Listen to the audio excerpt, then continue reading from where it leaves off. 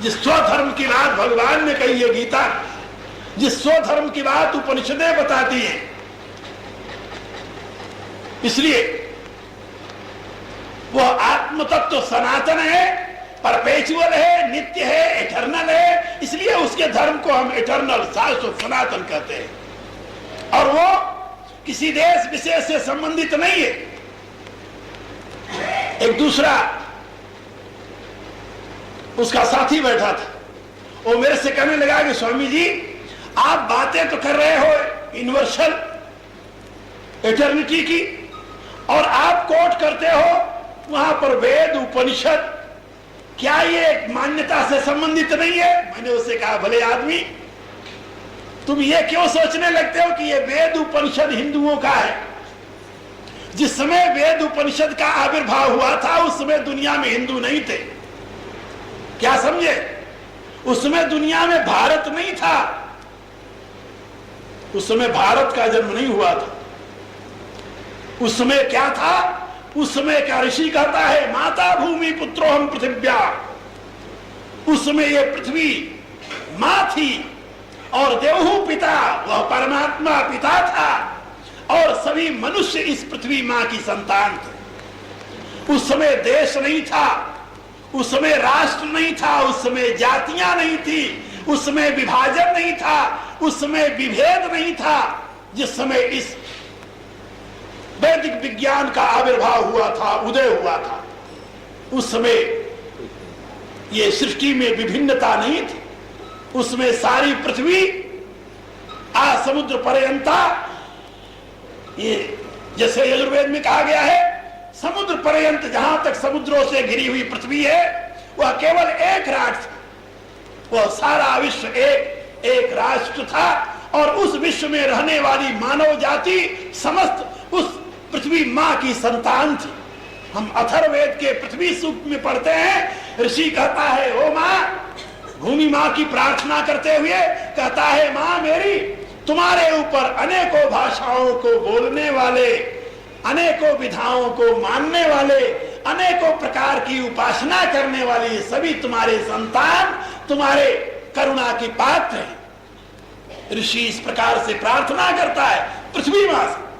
अथर्ववेद में पृथ्वी सूक्त है, स्वतंत्र सूक्त, जिसमें लगभग 60 मंत्र हैं, और उन मंत्रों में आप देखेंगे समस्त मानवता के हित की भावना से ऋषि गीत गा रहा है। वहां पर विभाजन नहीं है, विभेद नहीं है, वहां पर अनेकता नहीं, भिन्नता नहीं। मैंने उससे बताया कि वैदिक विज्ञान के ऊपर जितना हिंदू का अधिकार है उतना ही मानव मात्र का अधिकार है। जो वैदिक विज्ञान के अनुसंधान करता मानवों के पिता थे, हिंदुओं के ही पूर्वज नहीं थे। क्या समझे? वो केवल हिंदुओं के पूर्वज नहीं थे, वो मनुष्य मात्र के पूर्वज हैं। और उन ऋषियों की अनुभूति का उत्तराधिकारी मनुष्य मात्र है, क्योंकि उस समय अनेक देश नहीं था, अनेक जातियां, अनेक समाज, अनेक धर्म इस प्रकार से जैसे आज विभाजित हैं, ऐसे नहीं थे। इसलिए हमारे ऋषियों ने बाद में जब वो अवस्था से नीचे विभाजन की अवस्था आई, उस समय महोपनिषद में एक ऋषि की घोषणा है, अयम निज परो वेत्ति गणना लघु चेतसाम उदार चरिता नाम तु वसुधैव कुटुंबकम। वो कहता है तो तुच्छ बुद्धि वाले लोग जो हैं वो कहते हैं ये मेरा है, ये तेरा है, ये मेरा, ये तेरा, ये तुच्छ बुद्धि वालों की विचारधारा है। उदार चरिता नाम तु वसुधैव कुटुंबकम।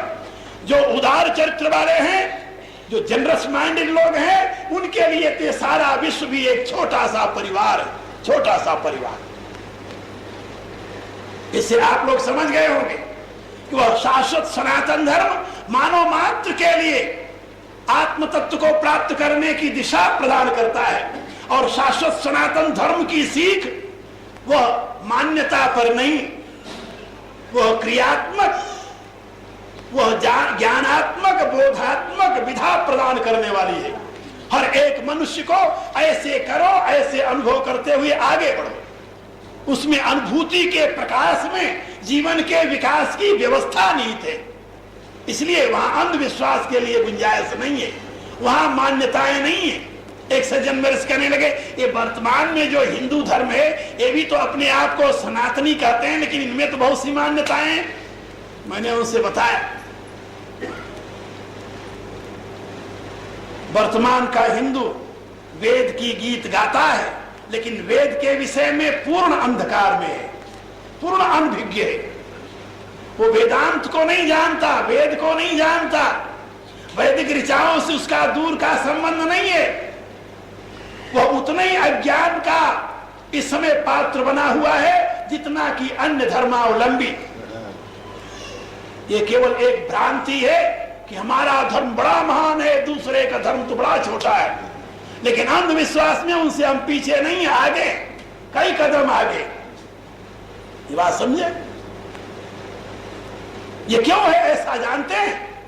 इसलिए कि ब्रह्म विद्या का प्रकाश समाप्त हो गया, उसके प्रति न आस्था है न अभिरुचि। आज के लोग धर्म नहीं चाहते, धन चाहते, और धन जहां से प्राप्त हो जाए वहीं आगे दौड़ते चले जाते हैं। एक ने बता दिया कि एक पीर की मैंने पूजा की थी, पहले मैं दरिद्र था, उससे मेरे कोई रोटी मिलने लगी। दूसरे दिन आप देखिए उसी पीर के यहाँ भीड़ लगना शुरू हो जाती है। एक बार कुछ लोग बैठे हुए विचार कर रहे थे, क्या बताऊं आपको, एक जगह मंदिर बन रहा था, कुछ लोग बैठे हुए विचार कर रहे थे मंदिर बने तो मूर्ति किसकी आवे। किसी ने कहा राम की मूर्ति होनी चाहिए, किसी ने कहा कृष्ण की मूर्ति होनी चाहिए। एक सज्जन ने कहा, कुछ लोग भक्त थे राधे कृष्ण के, उन्होंने कहा कृष्ण की मूर्ति होनी चाहिए। एक सज्जन ने कहा कि देखिए भाई, राम की भी मूर्ति ले आओ, कृष्ण की भी मूर्ति ले आओ, लेकिन आप जानते हो इस समय दुनिया में यानी जनता का रुझान किधर है, जरा ये तो देखो। जनता का रुझान माने ये कि जनता अधिक किसकी पूजा करती है, जिसकी पूजा अधिक करती हो उसका एक मंडप बना हुआ, उसका मंदिर पहले होनी चाहिए। यदि उसका मंदिर नहीं बनेगा तो जनता आएगी नहीं, जनता आएगी नहीं तो दक्षिणा नहीं आएगी, दक्षिणा नहीं आएगी तो मंदिर चलेगा कैसे। यानी आज मंदिर में मूर्ति की प्रतिष्ठा करते समय भी यह ध्यान होता है कि अधिक चढ़ावा किस मूर्ति पर आता है। क्या समझे आप? एक अच्छे विद्वान थे, एक जगह मैं गया, मंदिर बना हुआ था, मैंने देखा एक बड़ा मंदिर था, बीच में उस पर लिखा था संतोषी माँ। अच्छे विद्वान पंडित बैठे हुए थे, पुजारी। मैंने उनसे पूछ लिया, हम कहे किसका मंदिर है रे? बोले स्वामी जी संतोषी माता का। हम कहे माता कब पैदा हो गई रे? किस शास्त्र में पैदा हुई संतोषी माता? पढ़ा लिखा आदमी हो करके वो कहते स्वामी जी हम क्या करें, संतोषी माता के पुजारी बहुत बढ़ गए, जो देखो वही शुक्रवार का व्रत रखता है, घूंगड़े खाता है। अब संतोषी माता की पूजा करने जब लोग आते हैं तो उनके लिए मंदिर भी चाहिए। वो संतोषी माता चाहे किसी एक मूर्ख के दिमाग की उपज क्यों न हो, उसके लिए कहानियां बिगड़ दी गई, जिनका न कहीं सर है न कहीं पांव है। संतोषी माता के लाखों रुपया लगाकर मंदिर बन गए।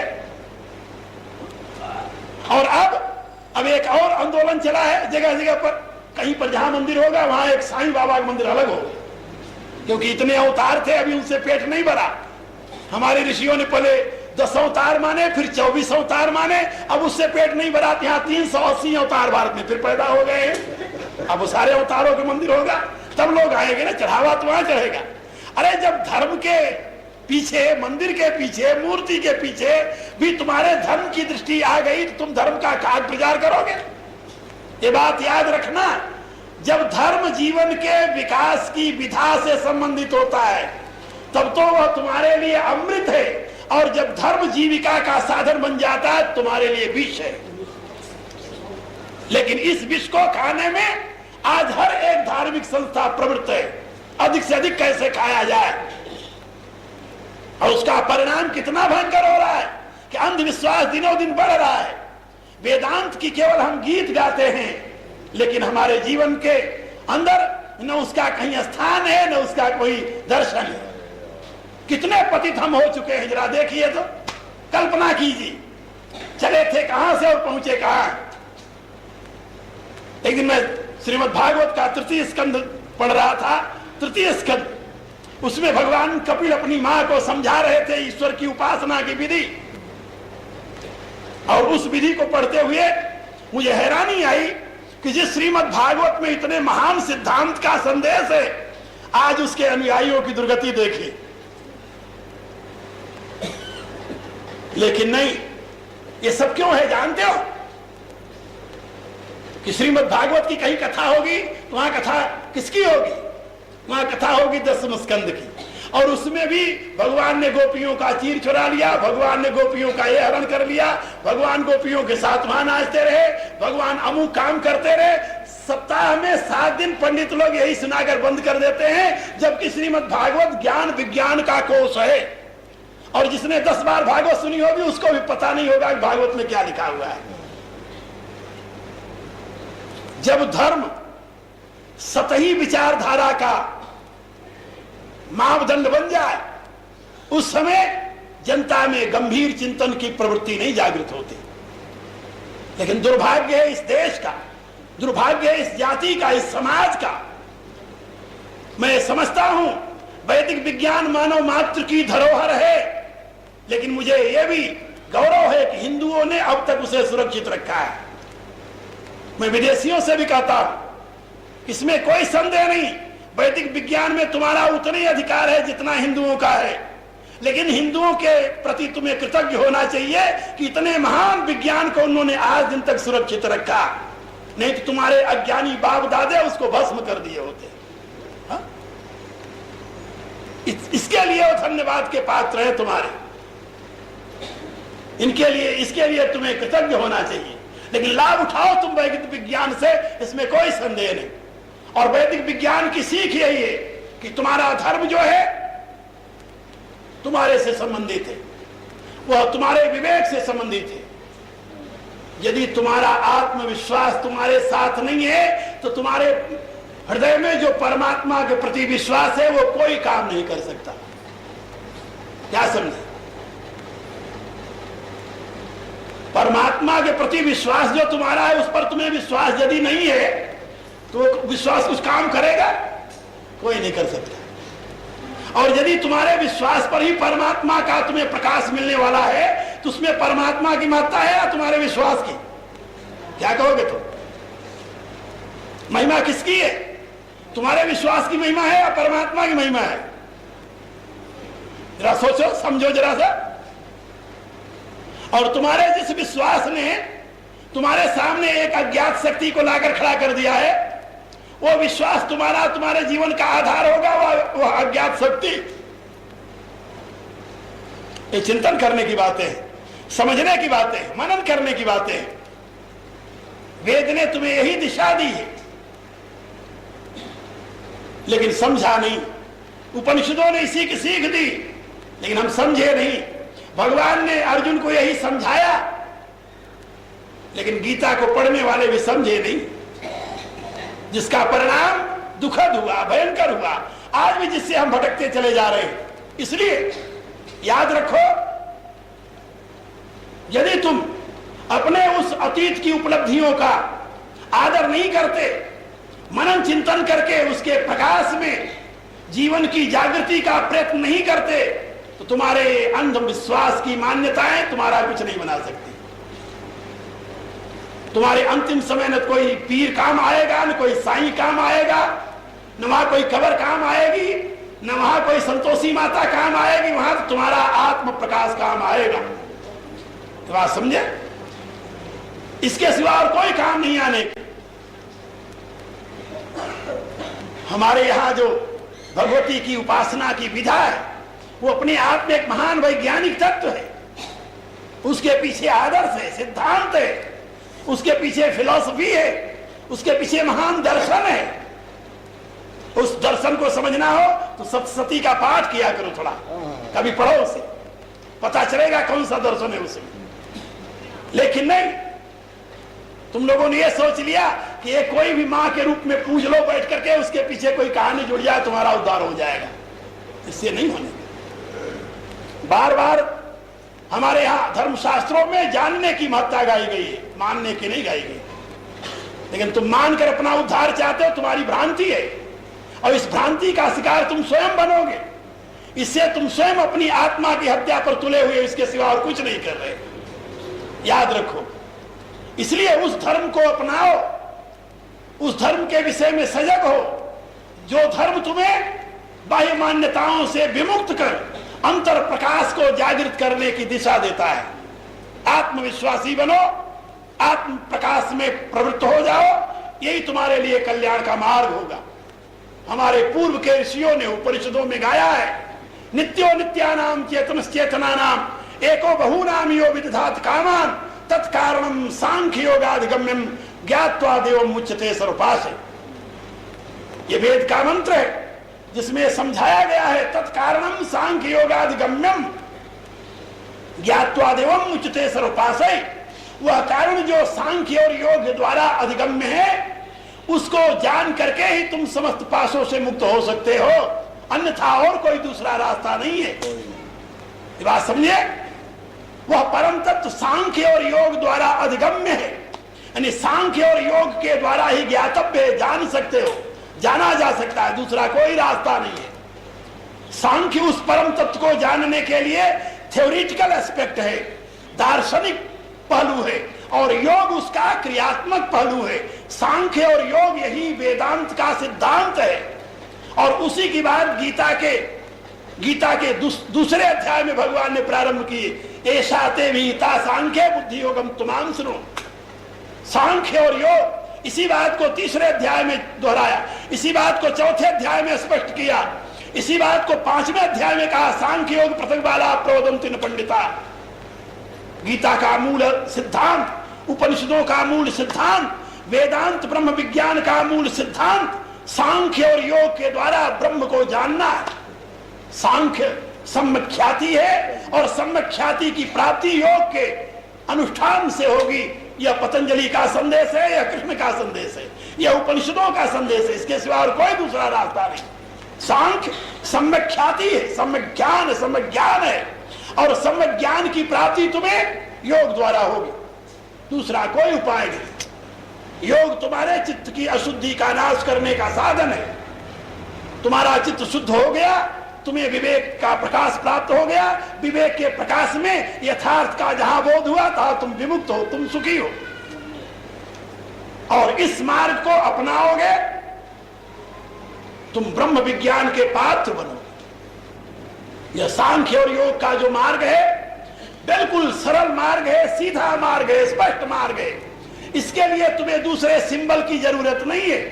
इसके लिए तुम्हारा अपना शरीर यही सिंबल है, यही तुम्हारा मंदिर है, यही तुम्हारी मूर्ति है, यही तुम्हारे सारे तीर्थ हैं, मूलाधार से लेकर ब्रह्मरंध्र तक, इसके सिवा और कुछ नहीं।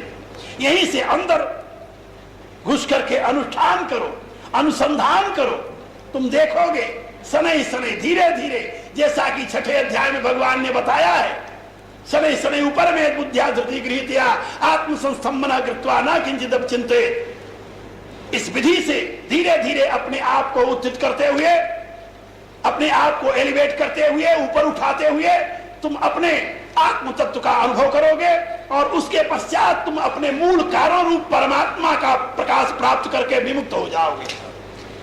ये आत्मधर्म जो है, यही शाश्वत सनातन धर्म का सही स्वरूप है।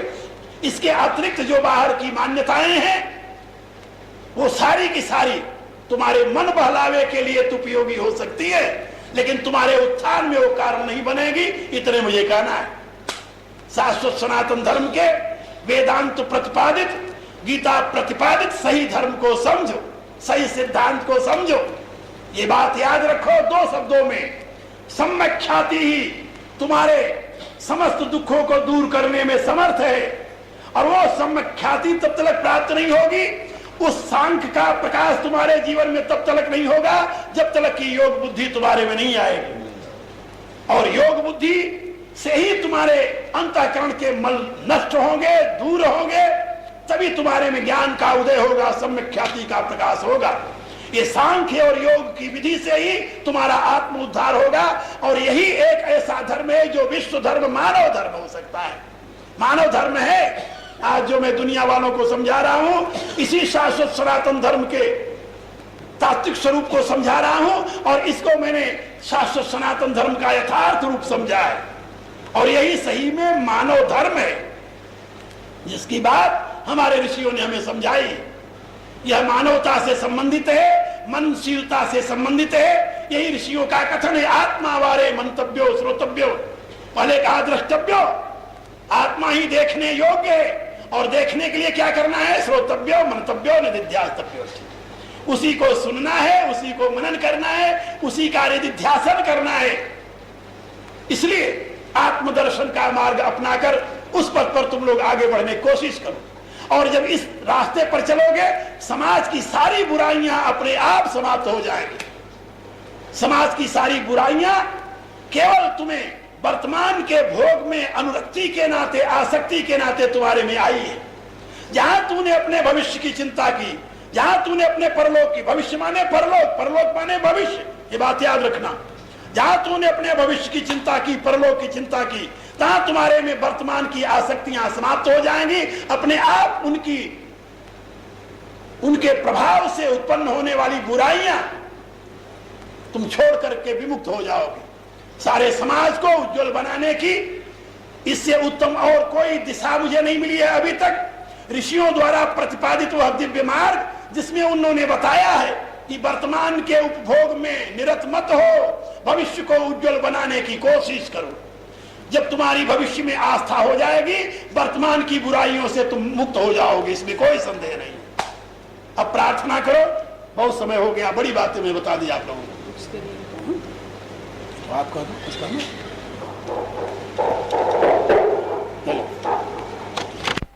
प्रभु से चाहता, प्रेम प्रभु से चाहता, अभिमान को तजता तरे, अभिमान को तजता तरे, दे छोड़ सब अरमान नित, दे छोड़ सब अरमान नित, हरि नाम जप दिन रात रे, हरि नाम जप दिन रात रे, संसार के वैभव सभी, संसार के वैभव सभी, तू जान जलती आगरे, तू जान जलती आगरे, दे त्याग रे सुख स्वप्न का, दे त्याग रे सुख सपन का, बीती निशायब जागरे, बीती निशायब जागरे,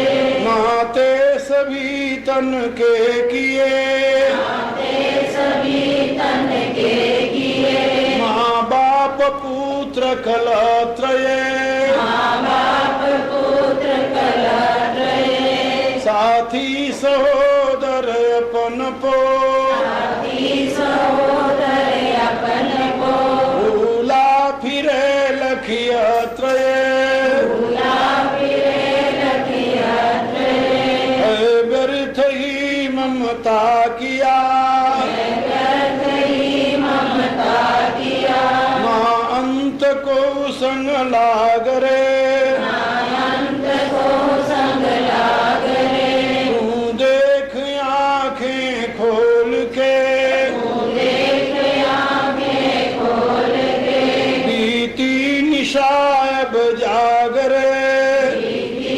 निशायब जागरे, प्यारे तुम्हारे प्रेम के, प्यारे तुम्हारे प्रेम के, जो पात्र हैं संसार में, जो पात्र हैं संसार में, वे जाएंगे सब एक दिन, ले जाएंगे सब एक दिन, तज के तुम्हें मझधार में, तज के तुम्हें मझधार में, साथी न होगा तन तेरा, साथी न होगा तन तेरा, इससे अधिक अनुराग रे, इससे अधिक अनुराग रे, तू भाग तनपुर छोड़ के, भाग तनपुर छोड़ के, बीती निशायब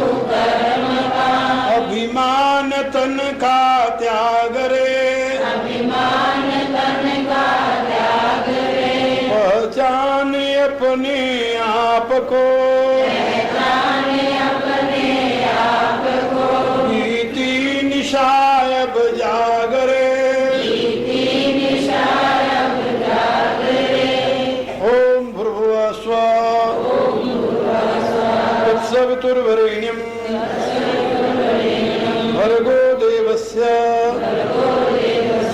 धीमहि धियो यो नः प्रचोदयात्। सर्वे भवन्तु सुखिनः सर्वे सन्तु निरामयाः सर्वे भद्राणि पश्यन्तु मा कश्चित् दुःखभाग् भवेत्। ॐ पूर्णमदः पूर्णमिदं पूर्णात् पूर्णमुदच्यते पूर्णस्य पूर्णमादाय